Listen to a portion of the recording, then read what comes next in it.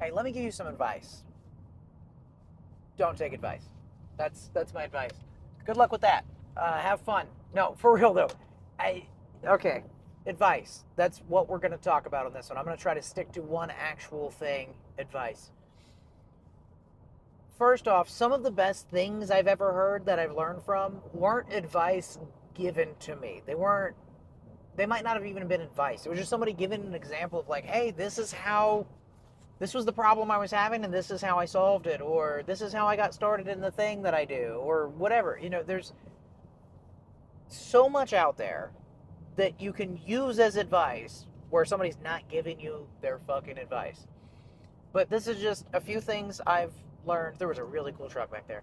A few things I've learned from years of doing shit is this might work. What I'm doing right now might work. You might hear it, it might resonate with you. You might hear it, whatever I say in this video, you might hear and go, oh, that actually makes sense to me. But a lot of it won't. No matter what I do, if I go all over the place and I talk from my personal experience, my personal opinions, not everything's going to work for you. And that's okay. You figure out what feels right and you pick that out and you use it and you throw the rest away. That's good, but that's not advice. Advice is where I tell you, hey, you know what you should do? And the reason it's bad is I don't know what you should do. I don't even fucking know what I should do. I have no fucking clue what I'm doing. I don't know. First off, if you're watching this, wherever you're watching this, or listening to this, am I successful by your standards? I don't fucking know. I am to me. I'm doing what I want to do. I'm having fun. It works for me. I'm not rich. Not famous. I don't own a huge company. These aren't things I'm really interested in. I mean, rich sounds pretty fucking cool, actually. But the point is, if you don't want to be where I'm at, and this is something I heard somebody else say, it wasn't advice to me, I didn't think of it, but if you don't want to be where somebody's at, don't take advice from them. So, for example, if your plans in life are to become a professional fisherman, and you have a question for me that you think somehow could relate to tattooing, comedy, whatever the fuck else I do, if you have a question and you ask me and I tell you the answer and you don't like the answer, that's okay. And it's probably honestly good. But if I do have something to help you, that's great too. But you probably shouldn't go to me if you're going, well, I want to be a professional fisherman and make at least $500,000 a year, and then you see me at the gas station asking somebody if I could borrow 20 because I'm low on gas. Maybe I'm not the guy that's going to help you get there. Like, that being said, there are people that don't take their own advice that are good at giving advice, but advice is fucking stupid. I had a friend ask me not too long ago about something about he runs some comedy shows, and I don't want to go into too much specific stuff, but I have like 5 or 6 friends that run shows. One of them was like, "Hey, dude, I had somebody tell me something about my show that they think I should change to improve it, but I think that's what makes it what it is." And first off, I agreed with my friend on this. I was like, "Yeah, I want it," but I don't want to come in and just say, "I agree with you. My opinion is the same as yours. Fuck that guy." What I said was, I don't know the guy that's giving you the advice that well. I know who he is. Is he where you want to be in, however, like, we're all comedians. So my buddy's been doing comedy a couple years. The other guy's been doing comedy a lot longer. I don't know exactly how long, but let's say it's 25 years. Do you want to be where he's at 25 years into comedy? And he was like, no, I would like to be where he's at like next year. If I was 25 years in and I was where he's at, I would feel like I kind of failed. And I was like, oh, well, then maybe don't listen to that guy because it's not working for him. Whatever he's doing, his ideas aren't working for him. That being said, it's cool that he stuck with it that long, and not everybody's goals are the same. Maybe he's exactly where he wants to be. Maybe he's selling the number of tickets he wants to. He doesn't want to be too big. He's making enough money. I have no idea. But if you don't want to be there, then don't take the advice that guy's giving you, because it's going to be the best version of what he would do. And that's with your work ethic. But the thing is, when people give me advice, I always feel like they're trying to tell me what they want me to do because it would somehow benefit them, or they're trying to tell me what they think I should do because they want to get credit for it if it succeeds, and they have no fucking skin in the game. People love giving advice because, okay, let's say you want to open a business, you have to have some money. You have to put in a lot of fucking work. I don't care what the business is. Unless you're like a genius or it's your third or fourth business, you're going to work hard for a little while. There's not a lot of ways to make a lot of money fast. Everything I've seen, you got to work hard. But I'm sure somebody right now is going, well, that's fucking terrible advice. I'm not giving you advice. I'm just telling you what I know. And I don't know if I'm right. But if somebody wants to open a business, they have to work hard. They have to save up money. They have to secure a location if it's a physical business. They have to get insurance and sign a bunch of paperwork and file for licenses and all this shit. But if somebody wants to just work at Dollar General and tell that guy how to do his shit, they don't have to risk anything except that guy's future. So let's say you're the guy that opens the business. You have a dispensary.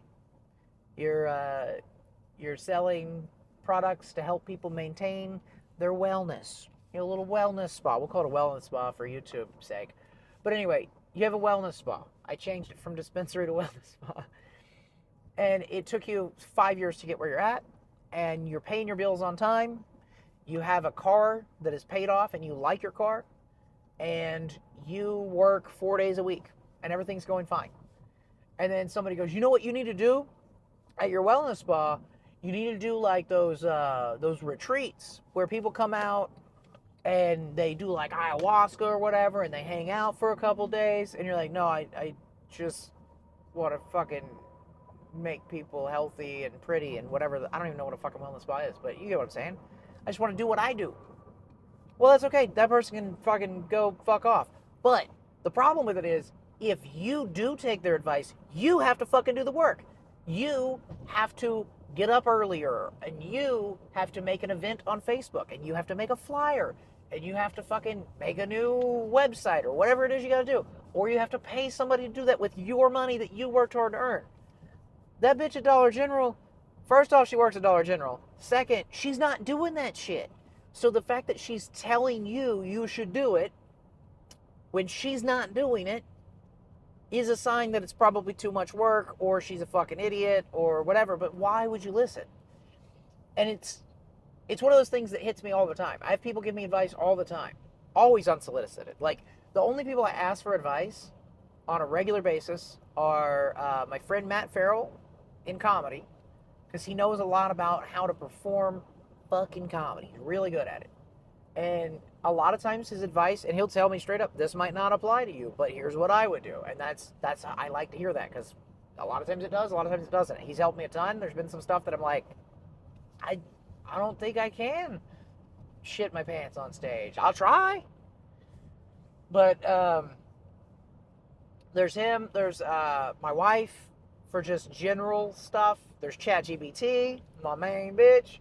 And then there's my cousin Matt, another Matt Thompson. He's a fucking genius. So with each of them, there's a specific reason I'm asking them and not somebody else. Most of the big stuff is going to go to Matt Thompson. If it's financial, especially, he's very smart. He's very good with money. He's very good at business. He understands people. He understands what motivates people. And he's not afraid to tell me, hey, you're wrong here, buddy. You're wrong. I'll tell you why. And if I ask him something and I go, hey, I had this really cool idea. I thought it would work. Asked you about it. You helped me out a lot. And I have no way to use it because it doesn't work for me. He doesn't give a shit. He doesn't care. I was reading a text message on the screen. I should have fixed that. I don't know if I even made sense with what I was saying there. But the point is, he's good with advice, and I'll ask him for advice. And if you ask somebody for advice, you don't have to take it. You can always ask, and it never hurts. But he makes good money. He's had times in his life where he worked exactly how many hours or how few hours he wanted, and he's had times where he had to work really hard. But the times where he had to work really hard are far outweighed lately by like the last 10 years or so. He's been able to work when he wants, how he wants, and he still works pretty hard. But the point is, his goal is make money that makes itself happen. You don't have to be there. You can just have your business running, and you fix shit when it breaks, and you lay down systems to prevent shit from breaking. And when the systems don't work, you have a person you can trust to take care of it, and you make money whether you're there or not. And I love that. And if I didn't have all these different things I was pursuing, I would be trying to do what he's doing, because it's so much smarter. If you're trying to fucking spend time with your family and your money comes in the same way whether you're at work or not, it's great. The thing is, everything I like to do, you have to be there for it. I fucking love stand-up and I love tattooing, and it's like, that's how I like to make money, is I like to do shit, and it's fun. And I don't like to be gone all the time, and that's why I'm a big fan of tattooing like 3 or 4 days a week instead of 5. Like, 3's better, dude. Like, I don't have the extra money I used to have, but I mean, I get to see my kids. I get to drive to Elk City and fucking spend money on stupid flyers. Anyway, when I ask him for advice, he always gives me good advice. It's always good. And he usually gives me the same type of advice I would give somebody that asked me for advice. And that would be, this is what I would do and what I think you should do.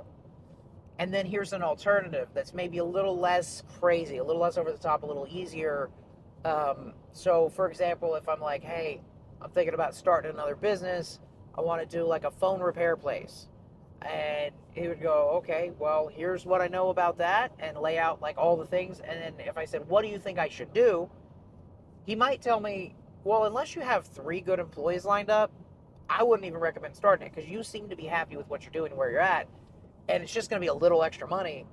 And what are you going to do with that? Save it till you die, or go on vacation 1 more time per year? Like, and he'd help me evaluate the balance and the value of actually doing the work. And if I ask somebody that doesn't have that experience for advice, they start focusing on the business. They start going, oh, well, I saw this phone repair place that offered a 90-day guarantee, and they had buy a case, get a charger for free sale, and they sold all these things, and they did this, and they had free coffee. It's like, that's all great. I wasn't asking that. I was asking, should I do it? Will it work for me? What's it going to do? And they just think about the things they've memorized, that they've put into this compartment of, this is what it is. And that type of thinking doesn't really make anything progress. Now, that type of thinking will make you a ton of money if you really want it to. You go, this has worked for that guy, I'm going to do what that guy did, but here. Not in the same market, but like somewhere else. If it worked one place, it'll probably work another place, generally speaking. So that type of thinking doesn't help me in most cases. The way I live my life is not, let me see how much money I can make, how fast. Sometimes I wish it was. Sometimes I think it's easier that way, to just make a shitload of money and then take time off. And I have done that. And it was fun. But I was tired. But what I'm saying is, you're going to get advice from a person that's experienced opening a business, expanding that business into multiple locations, running that business, dealing with people. You're going to get a completely different type of advice from that person as the lady that works at fucking Dollar General.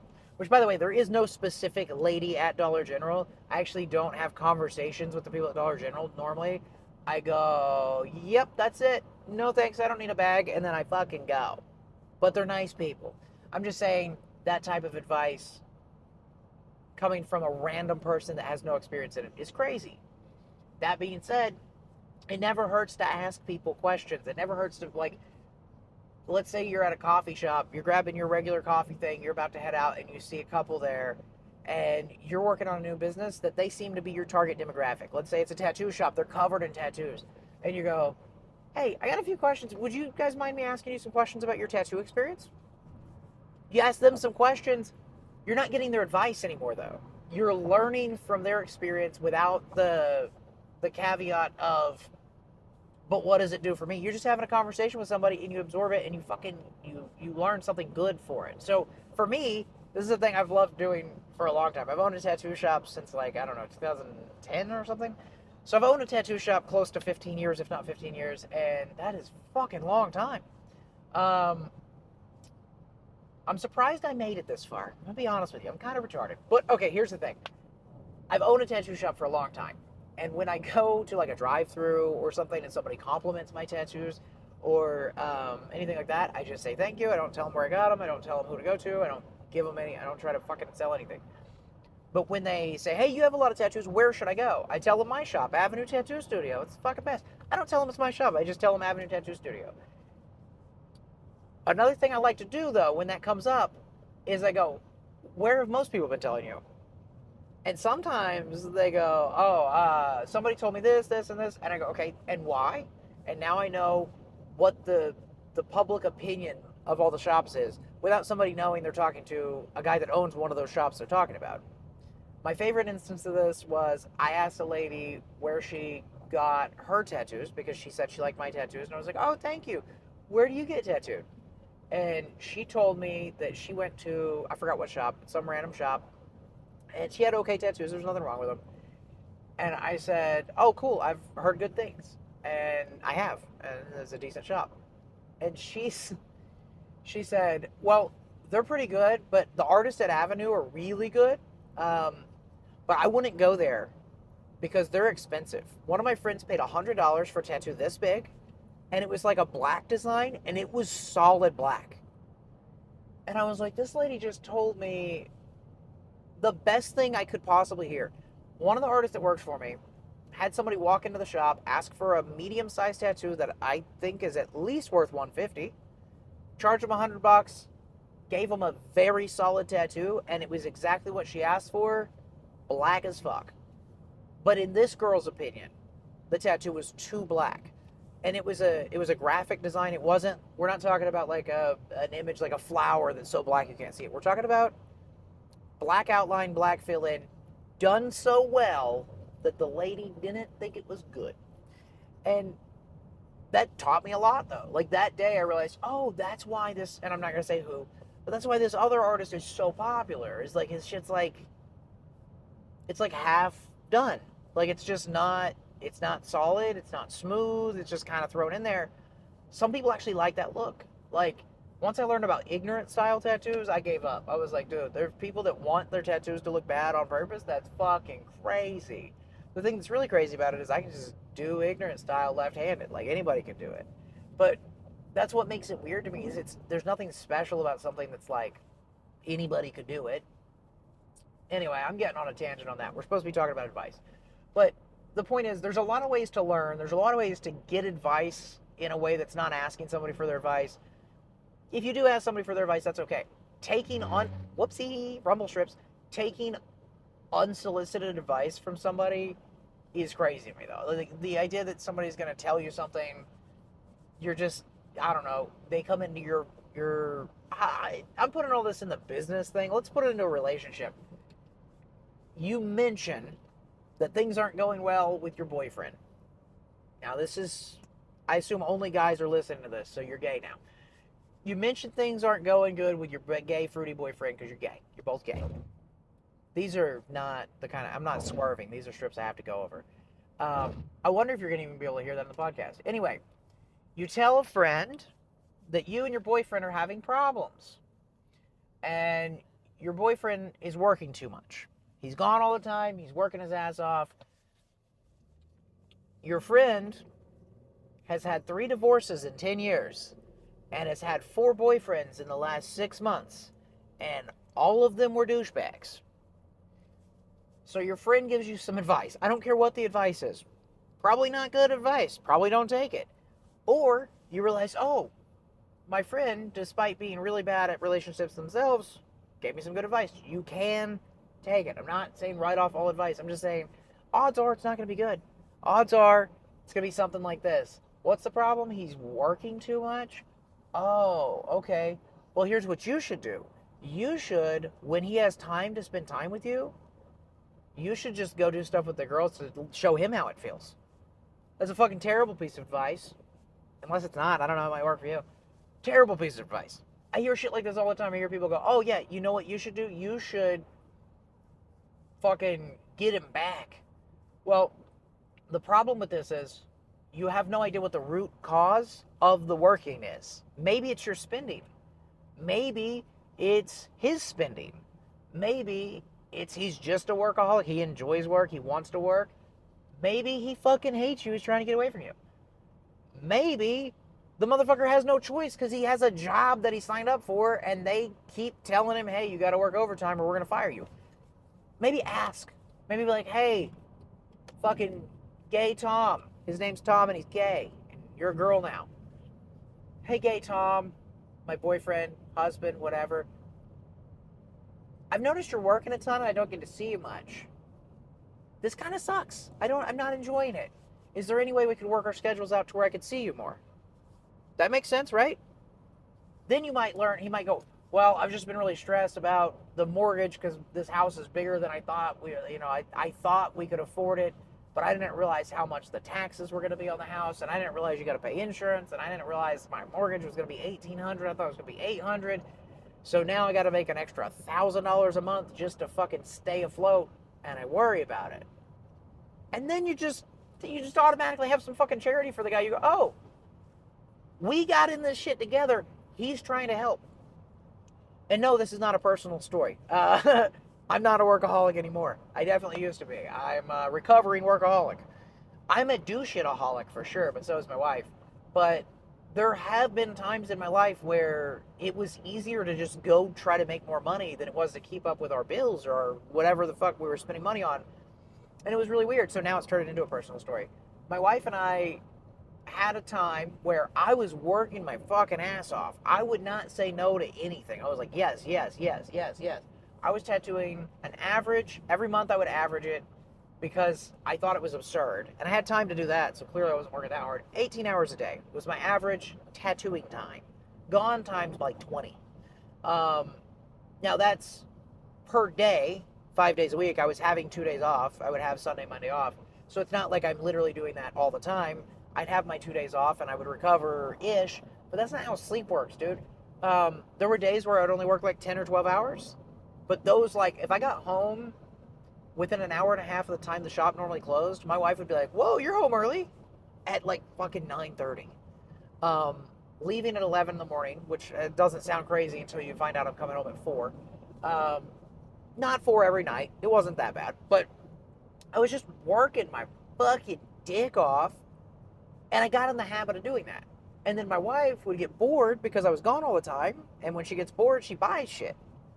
So then I would come home with a wad of cash and then put it in the bank and then look at the bank account and go, fuck, I need to get another wad of cash. So really, she was replacing the time I was gone with buying things. And I was gone so I could pay for her to buy things. And then we just realized, like, oh shit, this is crazy. Like, you dial back on spending a little bit. I'll try to say no to more tattoos. And it worked out great. And it has led to a bit of laziness at this point. I'd call it a hard week if I worked 4 12s. Like if I worked 12 hours a day, which is a light day, that's baby shit. That's 11 to 11. That you get to work at 11, you start tattooing at noon, you're home by midnight. It's a fucking short day. If I worked 4 of those in a row, I would think I had worked really hard. If I worked 4 of those in a row and then had 3 days off 10 years ago, I would consider that a light vacation. I would say I was on, I'm not joking, I would say that is the lightest shit ever. Because I was afraid it was going to go away. And I'm looking at it now, it kind of does go away at times. Like I've been doing it for a long time, it comes and goes. And everything I just said, you could take his advice if it applies to you and you can fully ignore it, or you can just be like, oh, I learned something about Andrew today. It doesn't fucking matter. But if I look at you and I say, you know what you need to do? 99% of the time, I'm a fucking moron. Listen to me to be polite and then get the fuck away from me because I'm a fucking idiot. I wouldn't listen to that shit at all. Any questions? Oh, we're recording this so you can't ask questions. All right, cool. If you have any questions, comment or message me somewhere. I don't really give a shit where. I'll answer them. I'll give you some advice. Okay? Bye-bye.